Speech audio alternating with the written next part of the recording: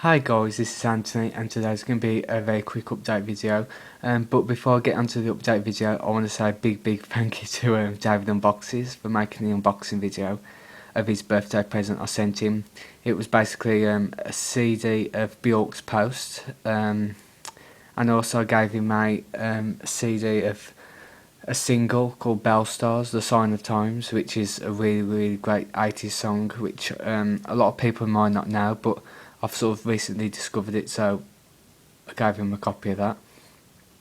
And I also sent him a chocolate bubbly bar, dairy milk bubbly, which I really like. Just sent him that to fill up the package. And a birthday card with a drawing of him and all his music friends on there, like Gaga, Lana Del Rey, even though I'm pretty bad at drawing Lana Del Rey.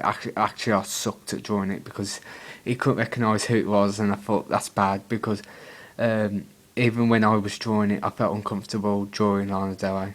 But enough of that, big thank you to David Unboxes, really much appreciated. But there's a few things I picked up the last week. I've recently just been away and I picked up 2 albums from my short break.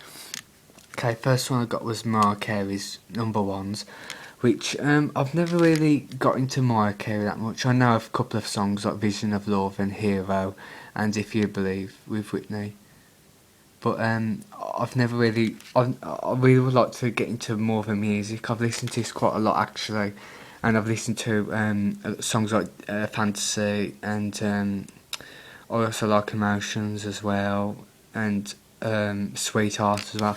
I actually prefer the R&B side of Mariah Carey more than the ballad side from when she first started, which a lot of you might disagree with me, but it's just my taste, to be honest. I think it's more unique, Mariah being more R&B and hip-hop, because I would like to get more of her albums, but I'd actually rather get the Daydream album and the Butterfly album and Rainbow, rather than the self-titled debut and Emotions and Music Box.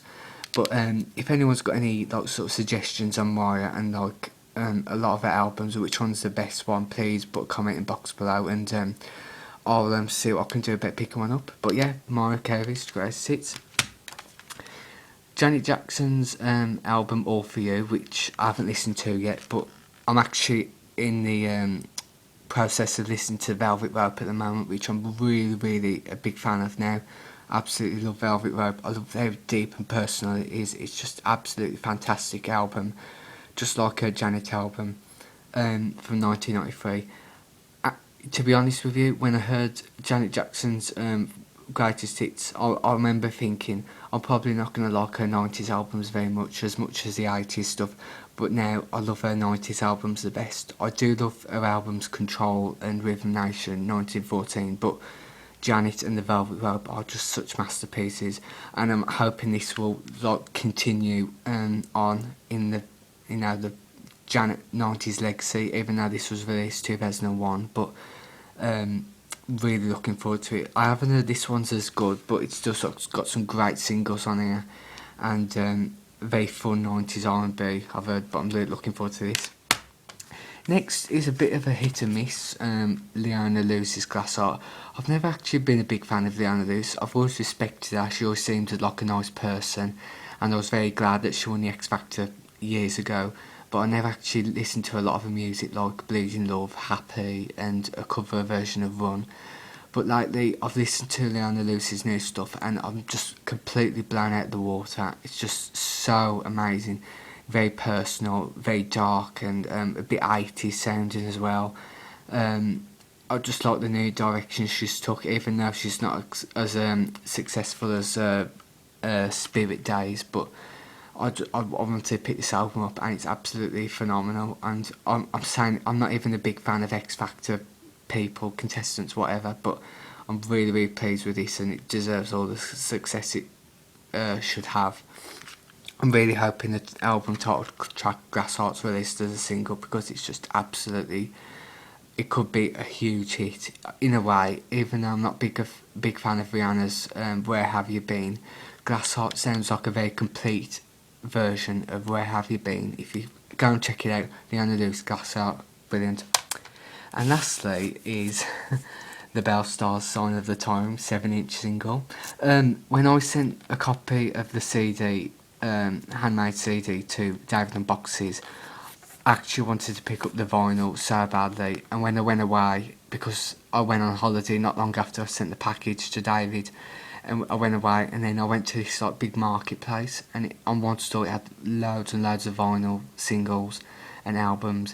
There was quite a lot. There was a few Erasure singles, there was a couple of Eurythmics, Michael Jackson, nothing that really stood out to me. And then I thought, I was looking for this everywhere, and I was looking through one pile, and I was just scanned through, and there it was. The conditions, not exactly spectacular, but I don't really care, to be honest. I just really, really wanted this single, and it was 50p, and for 50p, you can't go wrong with that. It's an amazing song, really, really amazing. I'm actually thinking now of ordering the album offline, or the greatest hits, whatever. I really would like to own a CD of Belle Starr's, if it's the album or the greatest hits, whatever, because Belle Starr's only had one studio album anyway. I'm not really particularly fussed, but yeah, the B-side is Madness. And I've always said that this band also reminds me of Madness, because they was on the same record label, really talented, and they could both play instruments, except this was an all-female band. I love all the different hairstyles they've got as well, very 80s. I like that one. It's very, it reminds me of a lion, that one. And yeah, just brilliant. It's just a shame this band never really took off. I can see comparisons with Bananarama as well. And I love the lead vocalist as well. I forgot her name, Jenny something, sorry. But if anyone else has got any opinions on Belle Starrs, or if you know anything about them, or if you want to share any recommendations, just let me know.